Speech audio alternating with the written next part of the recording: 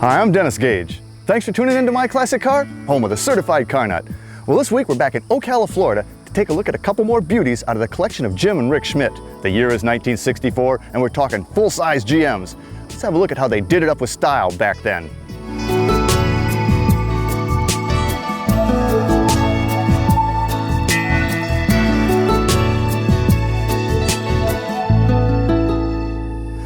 Well, Rick, 64, it was a good year. It was an excellent year. GM was living high, very profitable, great sales, and their quality was really top notch. They're building some nice cars, and and now arguably this was a year before the official start of the muscle car era with the 64.5, 65 GTO, but they were building some strong cars even. More quietly. There was plenty of good performance options. It was just in larger cars. But even as this car shows you, in the entry-level Chevrolet, you could get a really affordable performance car that had tons of style for a price that most any working man could afford back then. And gorgeous lines. I mean, these have always been, fantastic cars. And I've always loved the roof line on these with these these creases here.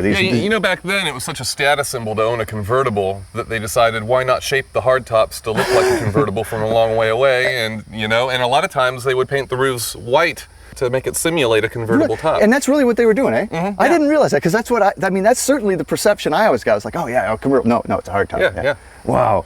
Side trim is beautiful. Goes from, complete chrome, and then about mid-door, it picks up this what appears to be engine turning. Yeah, and that was the glamour you got just with the SS package. All SSs had that nice trim on it, and that was a really nice feature. And you could get an SS even with a 6-cylinder back then, as a little known thing. Well, that was back to whatever box you wanted to check at the dealership. Exactly. Really, that's why you have so many weirdly configured cars out there. But that is real. That's actually engine turn. That's real engine turn metal. Man. Impala 3 taillights. This looks like a killer restoration. Is this one you guys did? No, it's not. We thought it was a really clean, nicely restored Impala that had kind of a shaky paint job on it. Turned out that the paint was actually original. Wow. And the areas that were restored, which was underhood and the undercarriage had been detailed on it, was just detailing work. All the original interior, everything. All the chrome's original, the hubcaps. Holy cow! All the weather stripping is original. So the interior is completely unrestored, right? Unrestored, unblemished. It's just even the carpets. Even the carpets. Wow. I mean, the car had just about 22,000 original miles on it. Kind of an interesting dash. It's I like the molding on it and that center tack, and that would have been a factory. Yes, that would have been a factory tack that came with the 4-speed 300 horse 327 option. There's just idiot lights for the hot and cold and oil pressure. But like I always want to say, if you've got your mechanicals right, who needs those? Right, exactly. Everybody who's got 5 gauges hanging underneath, hey, why don't you just fix your car? Right. Factory 4-speed. Factory 4-speed. Wow.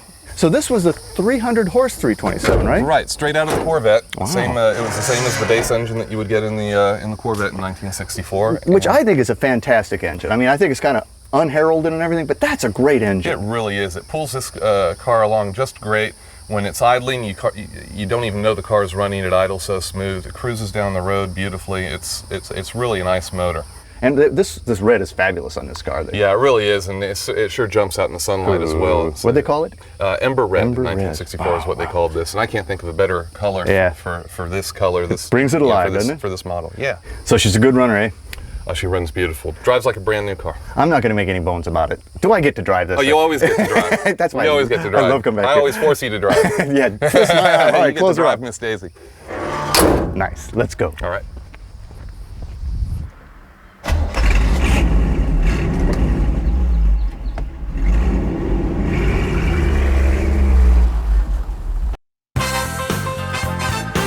Welcome back to My Classic Car.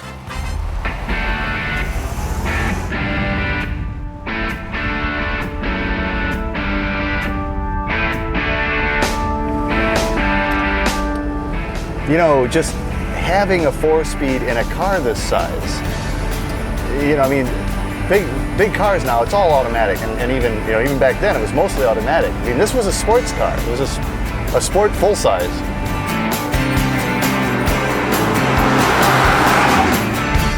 Would there have been a bigger engine you could get with this in 64, or was this the top engine, do you know? No, there were plenty of bigger engines. Well, basically you had the 409 in 3 different states of tune, 340 horse, and then the higher horsepower 409, and then the 425 horse dual 4-barrel 409.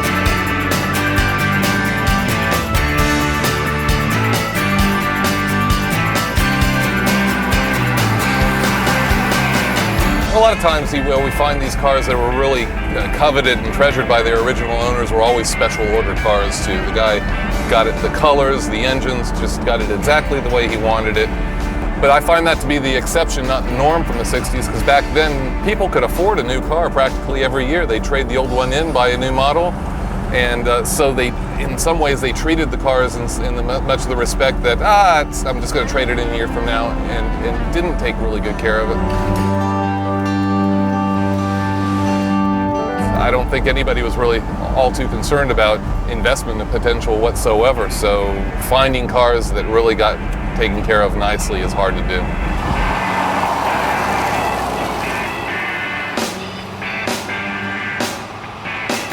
None of your engine turning is scratched.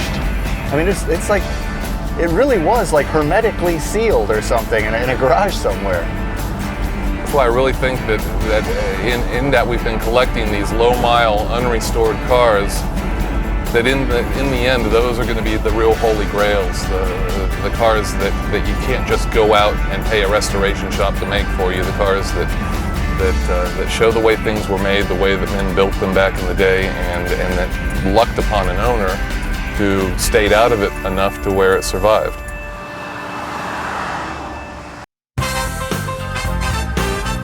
Welcome back to My Classic Car. Perfect. I love it. Let's do the Pontiac. Let's do it. Let's do it. Gorgeous car. That Impala is sweet. That Impala does everything right, doesn't it? It does. It doesn't have a rattle to it. No, and got a lot of, it's strong. Yeah. I got 4-speed. Mm-hmm. But that's one look at a full size. Here's a completely different look at full size in 64. Yeah, this is back when a Chevrolet was a Chevrolet and a Pontiac was Pontiac, and very little tied the two cars So this together. is a 64 Grand Prix. Grand Prix, yes. Yeah. Well, the lines are so different because the Impala's got a lot of smoother, more rounded, flowing lines. This has got a lot of Pontiac edge to it. This has got a lot of Pontiac edge to it. I love the roof. I mean, first of all, it's very square and it's very sharp, and the way it cants back is nice. Yeah, and that concave rear glass. Oh, this that looks entire so roof, right down into the windshield and the pillars, is shared with the Buick Wildcat, and it was unique to the Grand Prix. No other full-size Pontiac carried this roof on it, and that was one of the styling features that made the Grand Prix unique. Yeah, and when you get behind it, you really see how that roof comes down, but then the rear quarters flare out. And again, it's very custom looking. Yeah, it just has a lot of presence. Love the taillight setup, really neat rear end. Yeah, now on the rear end, again on the Grand Prix, on a regular Pontiac, on a Bonneville or a Catalina, your lens here was red and this was your tail lamp. For the Grand Prix, they wanted to get kind of trick with it, so they changed the tail lamp into a backup lamp. Wow. And your tail lamps are here, hidden behind this fin panel. So you only see them when you actually put on the brakes or turn your lights on. It's Again, really, that kind of stealthy, kind of stealth-like custom cruiser. Right. Now this is a restoration. You guys did this one, so this has been completely redone, and the color is not really black. It's a deep, deep blue. It's a deep, deep blue, beautiful color. It's called Nocturne Blue, and yeah, you get it in different lights or inside, and it looks very, very black. Well, and it looks great with the blue interior, and like you say, I mean, this is completely different than the Chev. Completely different. Where the Chevy was just so clean and flowing and minimalist, this is every last whistle and bell, every knob done in a chrome die cast. Now, is that real wood too? That's not wood grain, that's wood. That's real wood, yeah. That's a real wood veneer. And that's not a tack, it's a manifold vacuum gauge. It's a manifold vacuum gauge. Why? Why not? Why not? So what powered the Grand Prix? Would have been this one right here. It comes, with the base engine that would have come with the Grand Prix is what's in this car, which is a 389 4-barrel, puts out 303 horsepower. And anybody who's driven a Pontiac 389 just knows that they're just beautiful running engines. And that baby blue block. Mm-hmm. And again, equipped. I mean, this is a restoration. You guys have totally redone this one. Yeah, well, when we bought it, it was a restoration, but it was another one of those swap meet buys where we didn't get a chance to drive the car and found out that the original restorer made it look good, but the car really wasn't drivable. Cut a few the brakes corners. weren't adjusted. It didn't run properly.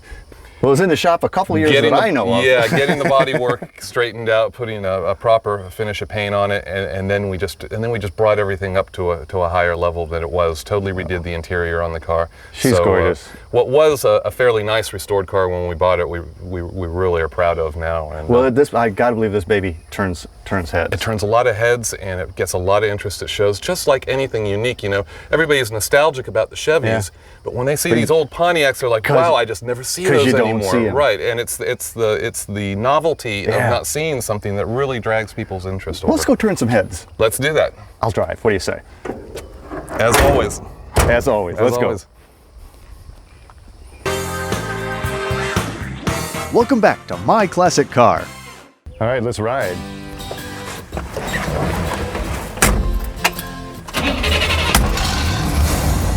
Ooh, love that sound. Oh, it's got that wild reverse shift pattern, doesn't it? Yeah, they're still hanging on to that. We're off.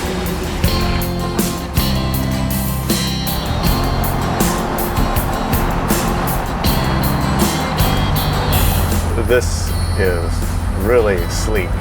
You know, you can feel the power, the style. It's Pontiac through and through. Yeah, it's screaming Pontiac at you, and it's got tons of pizzazz in the interior, so much chrome and contrast. And the ribbing, it's almost overpowering, but on the other hand, it's great.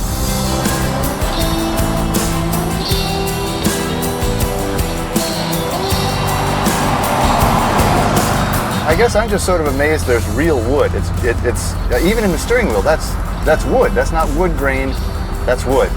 Right. I thought they'd quit doing that by then. I thought everything was plastic by then. You look at everything in this interior, and then I always have to remind people back in the 60s and the 50s, every year they changed everything.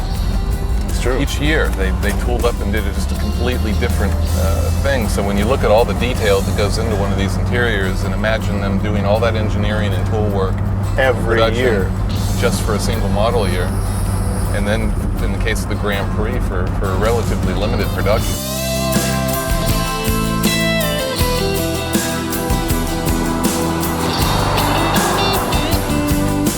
This is a great cruiser though. And when you do hit the brakes, it stops just straight as an arrow. Again, your restorations are really done right. Because not only does it look great, it performs just like it's supposed to in every way. This was reasonably heavily optioned, right? I mean, I see you got power windows, you got AC on it, power steering, power brakes. There wasn't a heck of a lot more you could hang on this car, was there? No, not a heck of a lot more. That's kind of why we took a step back. Like I said, after we bought the car, it turned out to be so out of sorts and needing so many things that at first we were thinking to ourselves, boy, do we really want to get involved in restoring this car?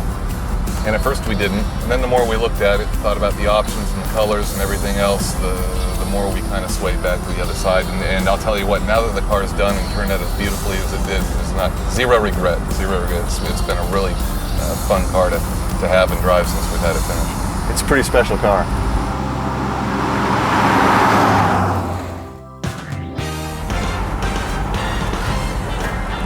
Well, you know, all I can say is 1964 was indeed a very good year. I love coming down here to Ocala because the NPD collection cars are just beyond reproach, and they let me drive them all. We'll be back.